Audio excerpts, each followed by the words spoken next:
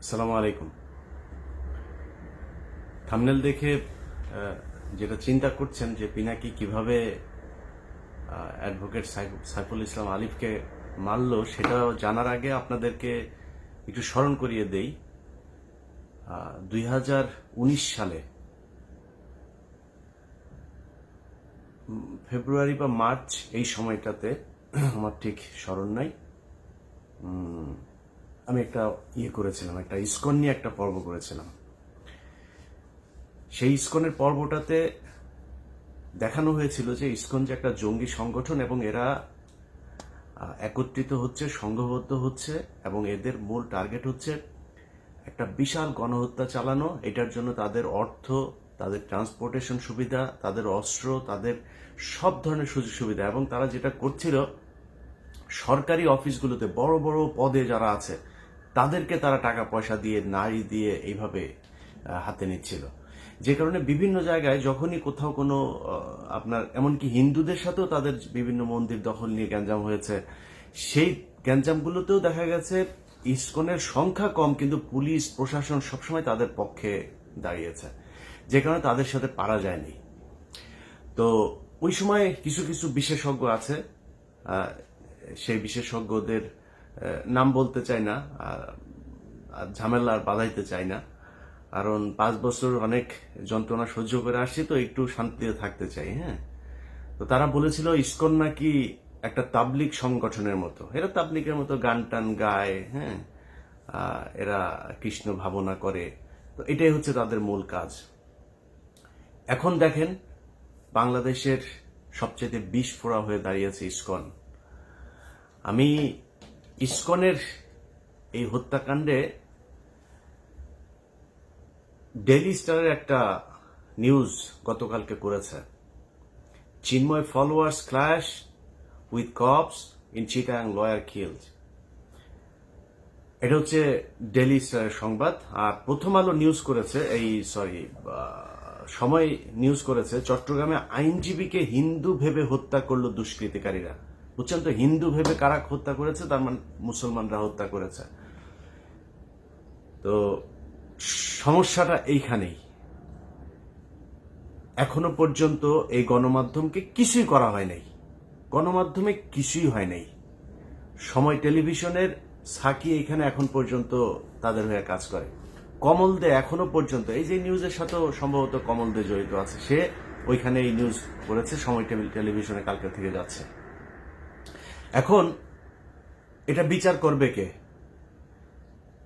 আপনাদের গত 2 দিন ধরে দেখছি যে সবাই পিনাকির পেছনে লেগেছে, কারণ পিনাকি হচ্ছে ওই যে প্রথম আলোর সামনে গিয়ে গরু জবাই করেছে, এটার জন্য।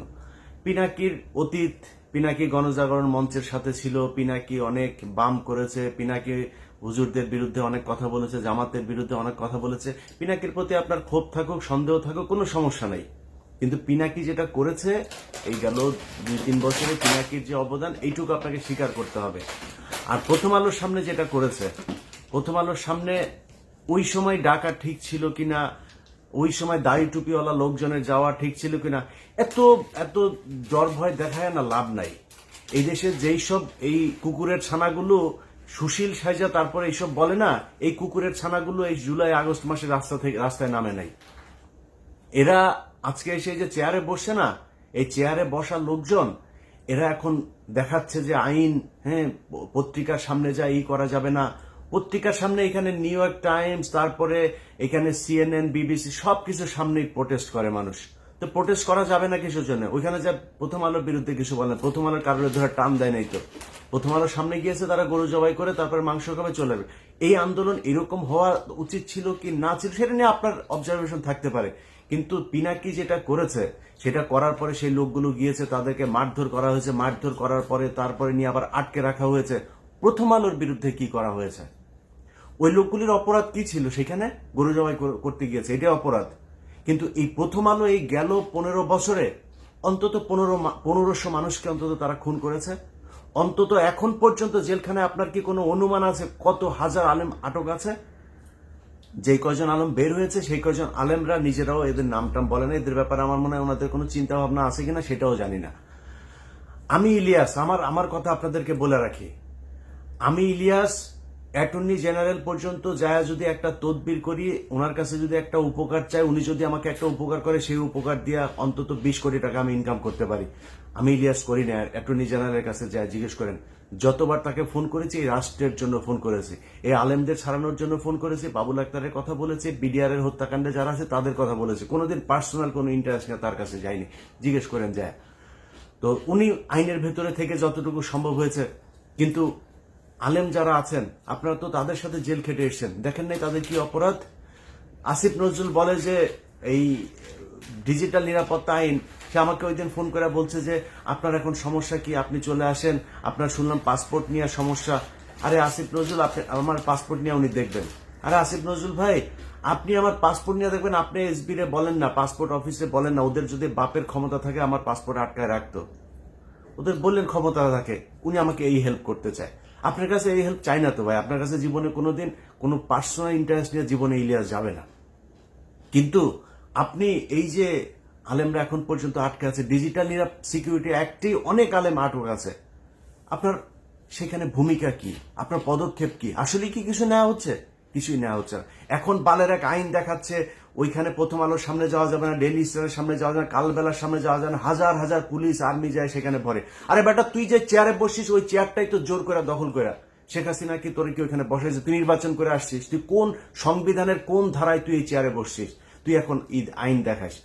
এই দেশ বিপ্লবের মধ্যে আছে, বিপ্লব করে আদায় করতে হবে। গতকালকে সাইফুল ইসলাম আলিফকে সেখানে খুন করা হইলো, গোয়েন্দা সংস্থা কি বাল ফালাইছে সেই জায়গায়। এই যে 33 আপনার ডিভিশনের যে জিওসি, এই যে এখন জাহাঙ্গীর আলম ডিজিএফ এর চিফ, তার এখন তার কাজ কি, সে কি করছে? আসামিরা বাংলাদেশের ভেতরে এখন পর্যন্ত আছে, সে ধরছে না কেন? হত্যা মামলার আসামিরা ঘুরে বেড়ায়, তাদেরকে ধরা হয় না। কাজ কি আর্মির, সেনাবাহিনীর, গোয়েন্দা সংস্থার কাজটা কি? সাইফুল ইসলাম যে বের হলে ওকে মারবে জানে না? সামনেই তো ওরা ত্রিশুল নিয়ে দাঁড়ায় ছিল, এই খবর সেনাবাহিনীর কাছে ছিল না, মানলেন না কেন? পিনাকি যায় সেটা মারাইছে, তাইলে পিনাকির যেহেতু দোষ, তো পিনাকি এখানে প্রথম আলোর সামনে বিশাল ঘটনা ঘটলো, ওইটাও পিনাকি দোষ করছে, এই জন্য এটা ঘটছে। যারা এই 2 দিন সুশীল বাক্য ছাড়লেন তারা এটা ঠেকাইতে পারেন নাই কেন? যেই দিনের ঘটনা, যেদিন ঘটনা এই পিনাকির ওই ঘটনার পরে 5 জনকে ধরে নিয়ে গেল তেজগাঁও থানায়, সারা রাত তাদের বলা হলো সকালে ছেড়ে দিবে, সকালে বলছে যে তাদেরকে করে দিবে। আমি ওইখানে 3.5 ঘন্টা লাইনে ছিলাম। আমি বলেছিলাম যে তাদেরকে যতক্ষণ না ছাড়াবো, এটার জন্য যত খারাপ পরিস্থিতি তৈরি করা প্রয়োজন হয় সেটা করা হবে। তাহলে যদি নাকি না ছাড়তো তাহলে সেটা হইতো। তো ছাড়তে দেরি করলেন কেন? 3.5 ঘন্টা কেন আমার বসায় রাখলেন? 3.5 ঘন্টা পরে যায়, তারপরে ডিসি এসে সেটাকে সেই 5 জনকে ছাড়লেন। তার আগেই তো ছাড়তে পারতেন। এখন আপনারা চিন্তা করেন যে দেশের অবস্থা এই হয়ে যাবে, সেই হয়ে যাবে, তৃতীয় পক্ষ এখানে সুবিধা নেবে। তো তৃতীয় পক্ষ সুবিধা নিবে ওই দিনই তো 3টা কলেজের মধ্যে মারামারি। সেই কলেজের ওগুলি গোয়েন্দা সংস্থা ঠেকাইতে পারে নাই কেন? সেগুলো ঠেকানো উচিত ছিল না? ইসকন এখনো পর্যন্ত যেগুলো করে, ইসকনের লোকজনদের ধরেন না কেন? এই যখন আমি এই ভিডিও বানাচ্ছি বাংলাদেশ সময় গভীর রাত, এই সময় পর্যন্ত শুনলাম যে তারা বিভিন্ন পাহাড় টাহাড় বিভিন্ন জায়গায় ইসকনের লোকজন জড়ো হয়ে তারা সমাবেশ করছে, তারা কিভাবে মুসলমানদের উপরে হামলা করা যাবে এইসব নিয়ে ঐক্যবদ্ধ হচ্ছে। তো এটা তো গোয়েন্দা সংস্থার কাজ, কিছু করছেন কি আপনারা? এখন প্রথম আলো, ডেইলি স্টার আর হচ্ছে গিয়া এই এইটা হচ্ছে বাংলাদেশের সবচাইতে সেন্সিটিভ জায়গা।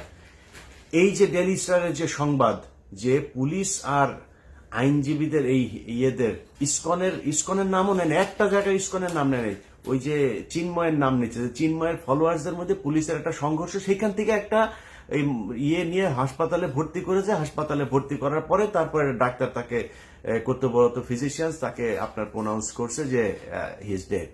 এখন এর বাইরে কোনো তথ্য তারা জানে না, তারা এইভাবে একটা মিস ইনফরমেশন মানুষের মধ্যে ছড়ায় দিল।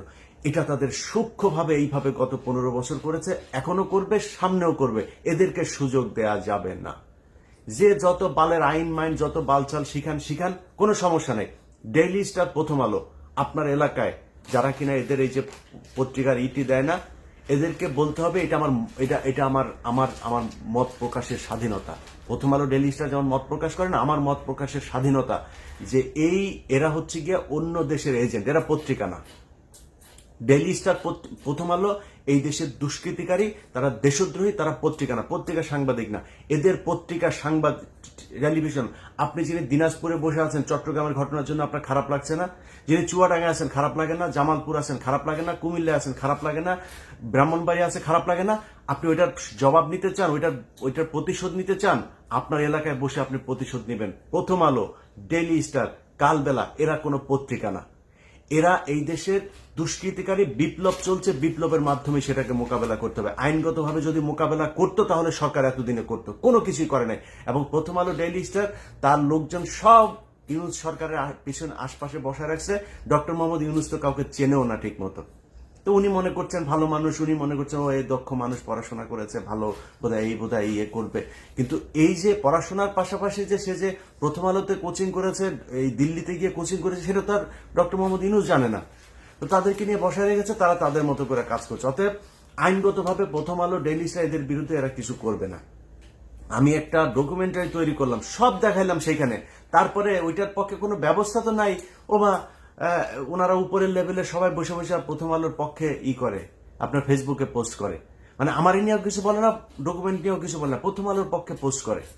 এই যেটার জন্য এই যে গেল কয়দিন ধরে আপনার এই 2 দিন আগেও ধরেন এই যে স্বামীর সাথে যেটা হইলো আমার, সে এখানে পোস্ট করেছে আরেক, হ্যাঁ, মানে ওরা ইসকন নিয়ে এর আগেই করেছে। এই গ্রুপ, এই যে শাহেদ আলম, তসলিম এই যে গ্রুপটা আছে না, এরা ইসকনের পক্ষে এসে তারপরে দিল। তসলিম তোর না ইসকন না বলছিলি যে তুই এরা নাকি খুব করে, আপনার তোর ওই যে মানে খুব নিরীহ টাইপের ধর্ম পালন করে, তুই বিশাল আকারে এক বিশ্লেষণ করছিলি।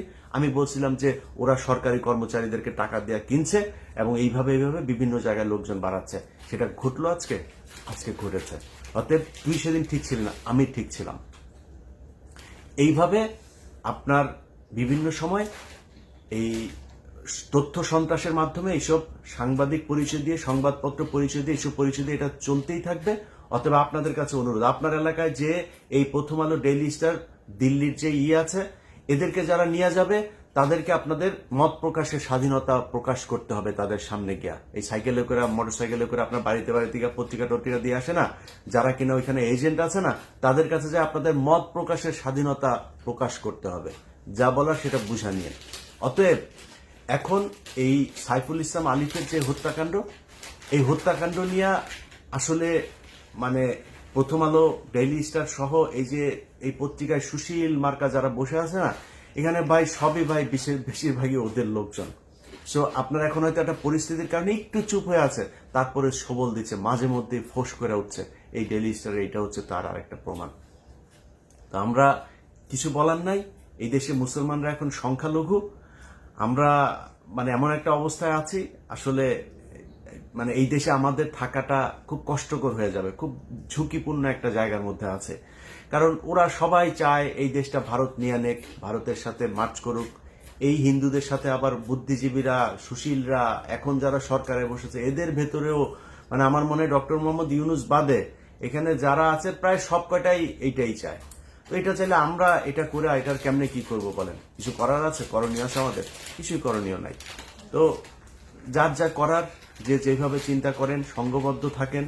ছাত্রদল, ছাত্র শিবির, আপনাদেরকে বলবো ভাই, আপনারা সবাই তো বিক্রি হয়ে যান নাই, আপনাদেরকে বলবো যে আপনারা এই বিষয়গুলো নিয়ে সিরিয়াসলি চিন্তা করেন ভাই। এখন ক্ষমতায় আসা, তারপরে হচ্ছে গিয়ে চাঁদাবাজি করা, ধান্দাবাজি করা, নিজের চিন্তা করা, ভাই দেশটার আগে বাঁচাইতে হবে।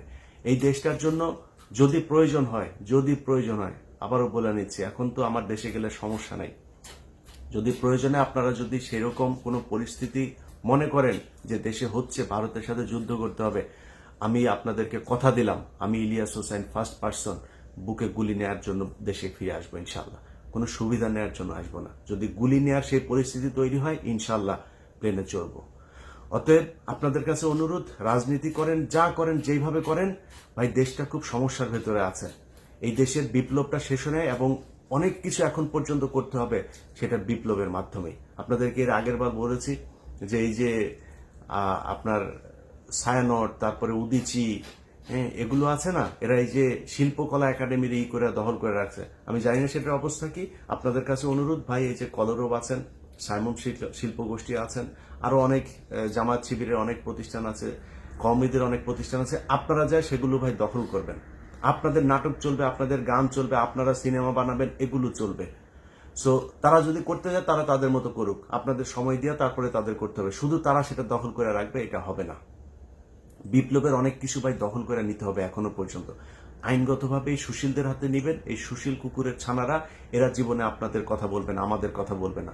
যারা জীবন দিয়েছে তারা এই সুশীল না, তারা এখানে কোনো চেয়ারও পায় নাই, তারা কিছুই পায় নাই। একমাত্র এই নাহিদ আর আসিফ দুইজন এখানে আছে, দুইজন তারপরে খুবই সংখ্যালঘু প্রজাতির হয়ে আছেন।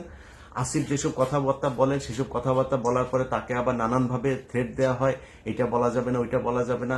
নাহিদ তো এমনি চুপচাপ থাকে, একটু যেটুকুই করতে চায় সেইটুকুও মনে করেন তাকে বাধা দেওয়া হয়, এই দোষ ওই দোষ নানান কিছু করে তাদেরকেও কোণঠাসা করার চেষ্টা করা হচ্ছে। তো বিপ্লবের যেই মানে চরিত্র সেটা আসলে সরকার ধারণ করে না, যে কারণে এখনো বাইরে থেকে ফোর্সগুলি আপনাদেরকে ভাই এই বিপ্লবের সমাপ্তিটা করতে হবে, পরবর্তী যা করা সেটা করতে হবে। সবাই ভালো থাকবেন, আল্লাহ হাফেজ।